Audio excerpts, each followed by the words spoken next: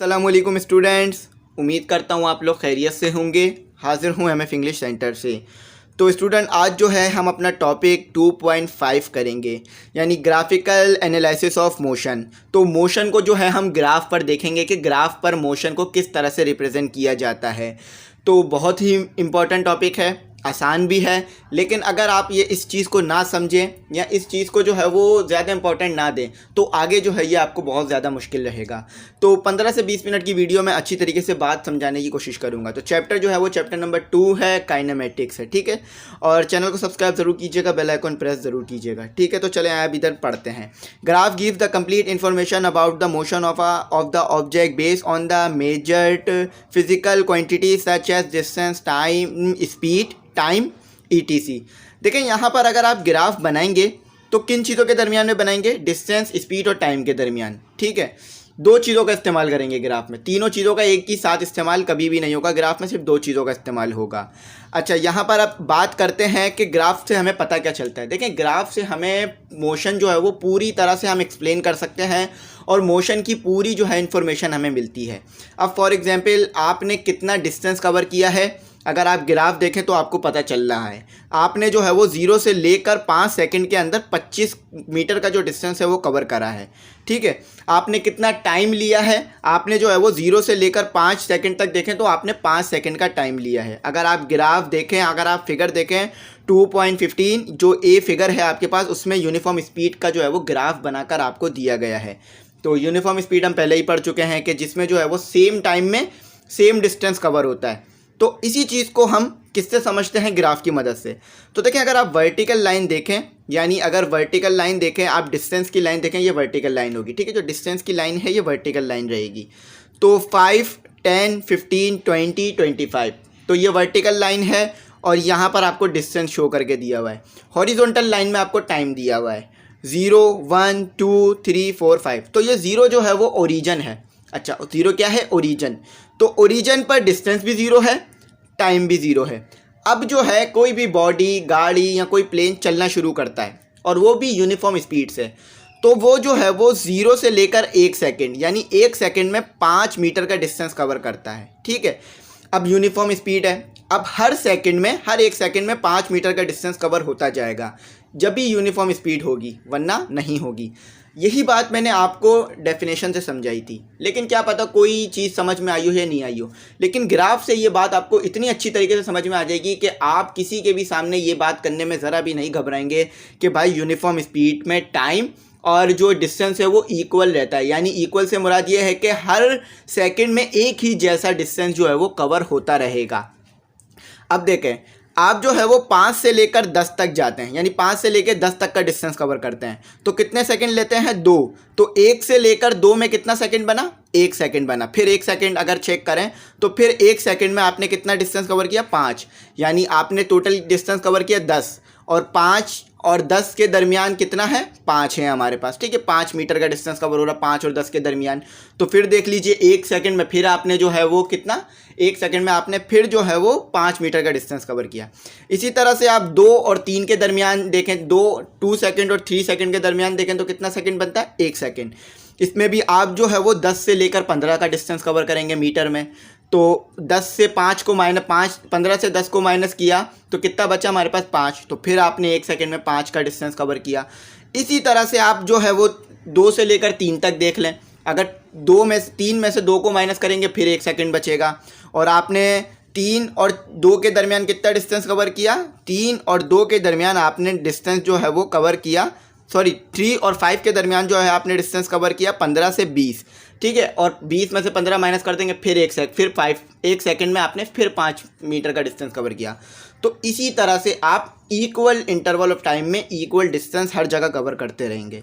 तो ये तो यूनिफॉर्म स्पीड का ग्राफ था। इसमें तो स्ट्रेट लाइन बन जाती है। यूनिफॉर्म स्पीड का अगर आपसे पूछें कि ग्राफ किस तरह का होता है तो स्ट्रेट लाइन होती है।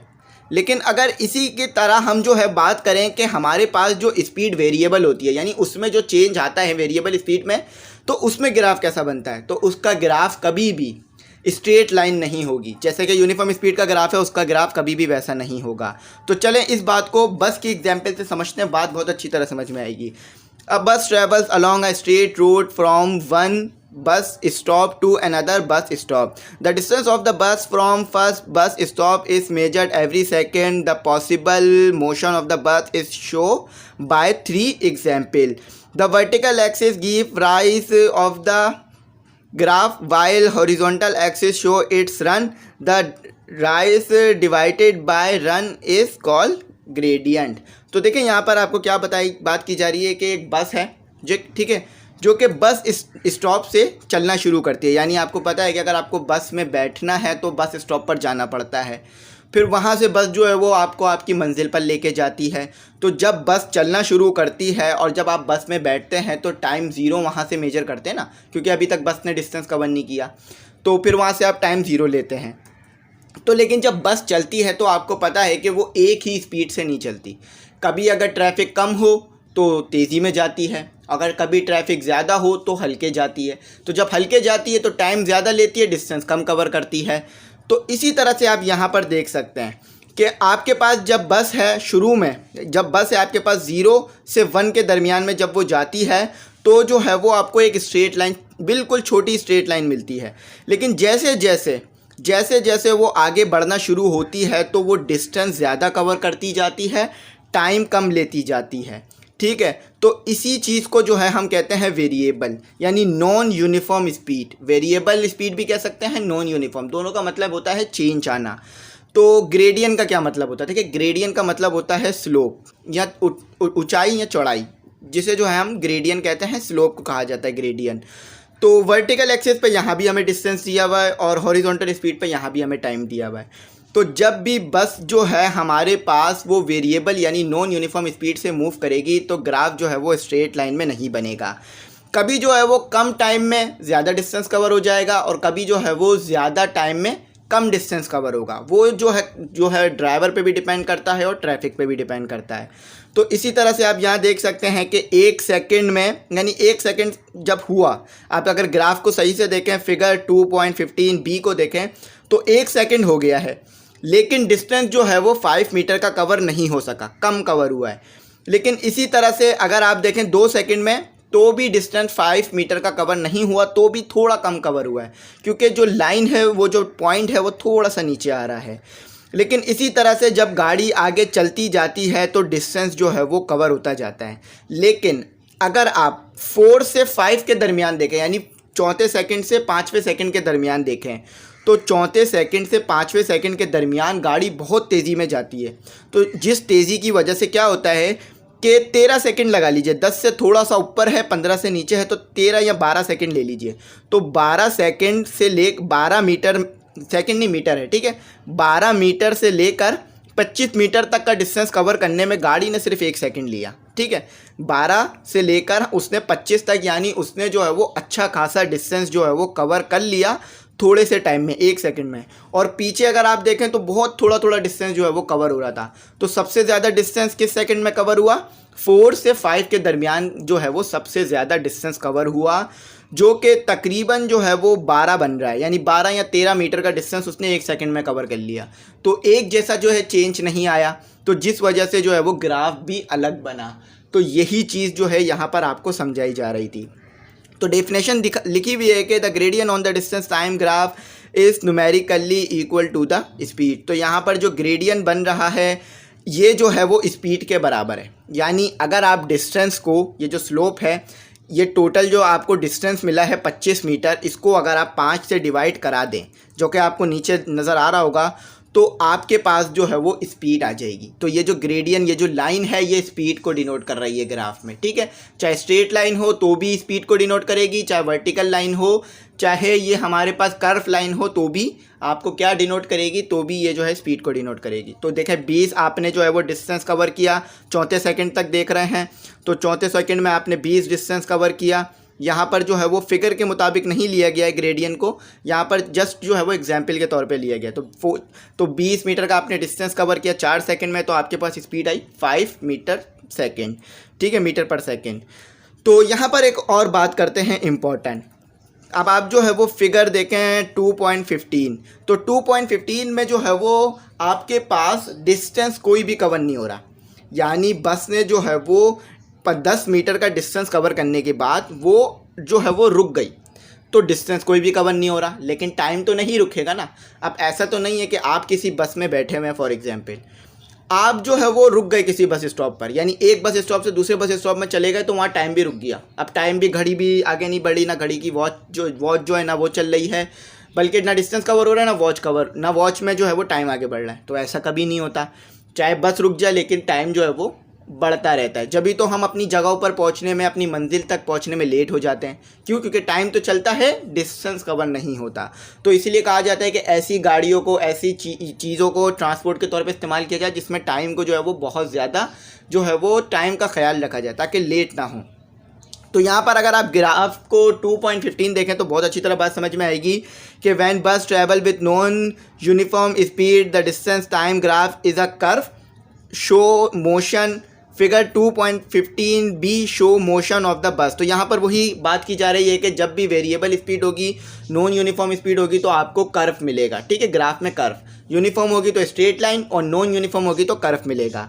चलें, अब जो है वो हम अपना फिगर देखते हैं 2.15। तो यहाँ पर 2.15 के बारे में लिखा हुआ है when the bus stop on the next bus stop to drop और pick the passengers the time continues running but the distance stay same. The graph line is now parallel to the time axis which shows the bus does not change its position. तो एक बात याद रखिएगा कि vertical axis पे हमेशा distance को रखिएगा और हॉरिजॉन्टल एक्सिस पे हमेशा टाइम को रखिएगा। तो यहाँ पर वही बात हो रही है कि अगर आप जो है वो ग्राफ 2.15 सी देख लीजिएगा, ठीक है, उसमें ये चीज़ दिखाई दे रही है आपको। तो अगर जो है वो बस एक स्टॉप से चल के दूसरे स्टॉप पर जाके रुक जाती है और कोई भी डिस्टेंस कवर नहीं करती, लेकिन टाइम जो है वो फिर भी चलता रहेगा, लेकिन डिस्टेंस जो है वो कवर नहीं होगा, रुकी हुई है, तो आपको क्या लाइन मिलेगी?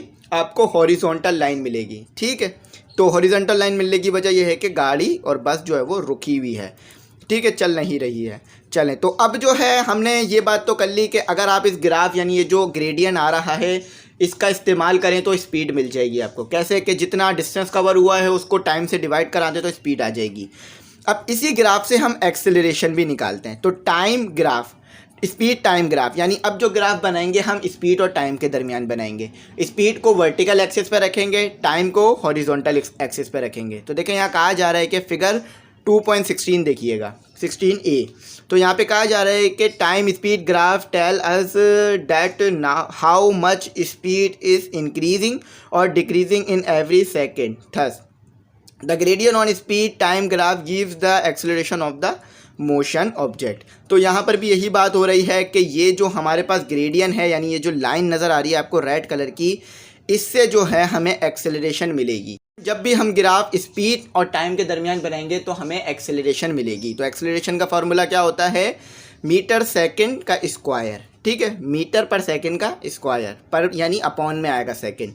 तो यहाँ पर आपको कैसे एक्सेलरेशन मिलेगी कि जितनी बॉडी की स्पीड आ रही है वर्टिकल एक्सिस में वो पॉइंट, और उस पॉइंट पे जितना हॉरिजॉन्टल एक्सिस में टाइम है वो, अगर उन दोनों को आप आपस में डिवाइड करा दें, यानी स्पीड को टाइम से डिवाइड करा दें इस ग्रेडियंट को, तो आपको एक्सेलरेशन मिल जाएगी। तो अब आगे बात करते हैं कि आगे हमें क्या बात बताई जा रही है। आगे भी सिंपल है, कोई भी ज़्यादा मुश्किल नहीं है। तो अगर आप यहाँ पर ग्राफ 2.16 को अगर आप देखें तो इसमें भी यही बात हो रही है कि गाड़ी रुकी हुई है, तो गाड़ी रुकी हुई होगी तो स्पीड तो उसकी नहीं बढ़ रही होगी, यानी गाड़ी जो है वो एक जगह पर रुकी हुई है तो उसकी स्पीड तो नहीं बढ़ रही होगी, लेकिन टाइम जो है वो फिर भी चल रहा होगा। तो इसी तरह से आपको जो है वो क्या मिल जाएगी? एक्सेलरेशन, अगर आप स्पीड को टाइम से डिवाइड करा दें। तो ये जो एरिया आपको नज़र आ रहा है, यानी अगर आप फिगर 2.16C देखें तो यहाँ पर आपको जो एरिया नज़र आ रहा है, अगर आप इस एरिया को निकाल लें, यानी ये जो आपको डायग्राम नज़र आ रही है, तो डायग्राम में आपको क्या बनता हुआ नज़र आ रहा है? ट्रायंगल। और अगर आप ऊपर भी देखें फिगर 2.16B को देखें तो आपको ट्रायंगल नहीं बल्कि रेक्टेंगुलर नज़र आ रहा होगा। तो ये जो एरिया है, एरिया अंडर द कर्व या एरिया अंडर द पैरेललोग्राम, ये एरिया अंडर द कर्व ही कहा जाता है। ठीक है, एरिया अंडर द कर्व होता क्या है, इसके ऊपर जो है थोड़ी सी बात कर लेता हूँ और बता देता हूँ। तो सबसे पहले जो है वो फिगर 2.16 के बारे में पढ़ते हैं। Figure 2.16 the bus moves at steady speed 20 metre second for 5 second on the distance covered is 100 metre. The distance is always product of speed and time, therefore to magnitude on speed time graph.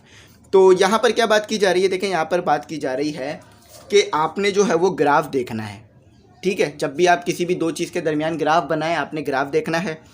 अगर आप graph time और speed और time के दरमियान बना रहे हैं, speed और टाइम के दरमियान, और आप ये पता करना चाहते हैं कि कितना डिस्टेंस कवर हुआ, तो जो एरिया अंडर द कर्व आ रहा होगा ना, उसका फॉर्मूला लगाइएगा। यानी एरिया अगर अंडर द कर्व देखें तो एक ट्राइंगल आपको जो है वो एक रेक्टेंगुलर बनता हुआ नज़र आ रहा है, ठीक है। एक रेक्टेंगुलर शेप बनती हुई नज़र आ रही है। फिगर 2.16 देखें तो रेक्टेंगुलर का फॉर्मूला क्या है? रेक्टेंगुलर का फॉर्मूला आपके पास होता है लेंथ और हाइट।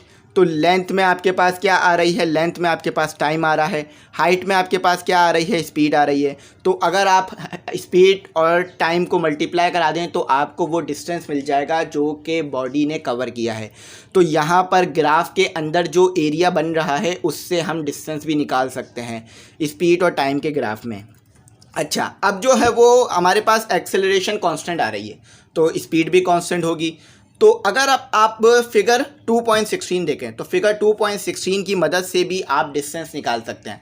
सबसे पहले आपने देखना है कि ये जो शेप बन रही है 2.16C में किस तरह की बन रही है।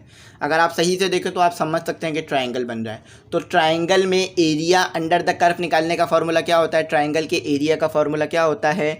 हाफ, यानी 1/2 length multiply by height, length multiply by height. तो लेंथ आपको कैसे मिलेगी? टाइम, ठीक है। टाइम आपके पास जो है वो लेंथ है। अगर आप नीचे देखें तो आपके पास जो है वो बेस जो है वो लेंथ को ही कहा जाता है, ठीक है। बेस जो है ऊपर भी और नीचे भी, बेस दोनों जगह जो है वो लेंथ को ही कहा जाता है। और हाइट जो है वो आपको पता है।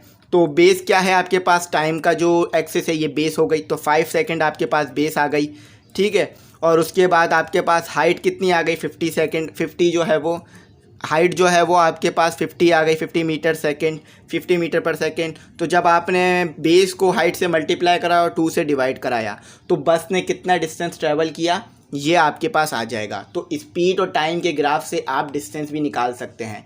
बस आपने दो काम करने होंगे। आपने जो है ये देखना होगा कि कौन सी शेप बन रही है, ठीक है। एरिया अंडर द कर्व देखना है कि कौन सी शेप बन रही है, फिर उस शेप का जो है वो फार्मूला लगा देना है। अगर रेक्टेंगुलर बन रहा है तो रेक्टेंगुलर का फार्मूला लगा देना है, ट्रायंगल बन रहा है तो ट्रायंगल का फार्मूला। और फिर आपको जो है वो बेस ग्राफ में पता चल रही होगी कि कितना जो है वो टाइम लिया बस ने या गाड़ी ने, और स्पीड कितनी रही यानी हाइट कितनी रही वो लेना है। दोनों को मल्टीप्लाई करके डिवाइड करा देना है। अगर ट्रायंगल है तो आपके पास कितना डिस्टेंस ट्रैवल हुआ ये आ जाएगा। तो यहाँ भी यही बात हो रही है कि आखिरी लाइन में on our speed time graph the area under the line is numerically equal to the distance travel.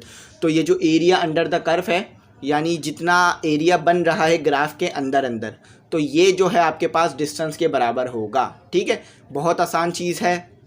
और आप जो है वो मुख्तलिफ डायग्राम्स को देखकर आप समझ सकते हैं कि भाई क्या जो है वो एरिया बना है, यानी क्या जो है वो एरिया अंडर द कर्व आ रहा है। अगर पैरेललोग्राम आ रहा है तो पैरेललोग्राम का फार्मूला लगाएं, ट्रायंगल आ रहा है तो ट्रायंगल का फार्मूला लगाएं। तो यहाँ पर मैंने तमाम चीज़ें एक्सप्लेन कर दी कि अगर आपके पास यूनिफॉर्म स्पीड होगी तो स्ट्रेट लाइन का ग्राफ बनेगा। अगर आपके पास नॉन यूनिफॉर्म स्पीड होगी या नॉन यूनिफॉर्म एक्सेलरेशन होगा या वेरिएबल एक्सेलरेशन भी जिसे कहा जाता है, तो आपके पास कर्व जो है वो ग्राफ बनेगा, यानी ग्राफ में कर्व आएगा। तो इसी तरह से आपको जो है वो चीज़ों को समझना होगा। और अगर आप टाइम और स्पीड के दरमियान ग्राफ बना रहे हैं तो एरिया अंडर द कर्व निकाल लें। यानी एरिया अंडर द कर्व कैसे निकालते हैं? जो डायग्राम बन रही है उसी डायग्राम का, यानी जो शेप बन रही है उस शेप का फॉर्मूला लगा के एरिया का, और हाइट और लेंथ, हाइट और बेस डालकर आप डिस्टेंस निकाल लीजिएगा। तो अगला जो टॉपिक होगा इक्वेशन ऑफ मोशन, आसान टॉपिक रहेगा लेकिन बहुत ही इंपॉर्टेंट टॉपिक होगा। इससे बहुत सारे न्यूमेरिकल होंगे पेपर में, इसके आने के चांसेस भी बहुत होंगे और इम्पॉर्टेंट टॉपिक भी बहुत है। तो उम्मीद करता हूँ यहाँ तक आपको बहुत अच्छी तरीके से बात समझ में आई होगी। लेकिन अगर फिर भी कुछ ना समझ में आया हो तो पूछ लीजिएगा। वैसे तो मैंने तमाम चीज़ों को एक्सप्लेन किया और टाइम कभी भी नहीं रुकता है, तो इसीलिए आप इस चीज़ को याद रखिएगा कि हमारे रुकने से टाइम नहीं रुकता, टाइम चलता रहता है। ऐसा नहीं है कि हम रुक गए तो अब टाइम भी रुक गया, टाइम चलेगा, ठीक है। हम रुके हुए किसी जगह पे तो टाइम ज़ाया हो रहा होगा हमारा। तो यहाँ पर आपको कहूँगा कि अगर आपको जो है वो कुछ पूछना हो तो व्हाट्सएप नंबर दे दिया, उस पर पूछ लीजिएगा। अगर आपको नोट्स चाहिए हो इंग्लिश के तो इसी पे कांटेक्ट कीजिएगा। क्लास 9 न्यू इंग्लिश बुक के तो नोट्स प्रोवाइड कर दूंगा आपको, ठीक है। और चैनल को ज़रूर सब्सक्राइब कीजिएगा, बेल आइकन को ज़रूर प्रेस कीजिएगा। Thanks for watching. अल्लाह हाफिज़।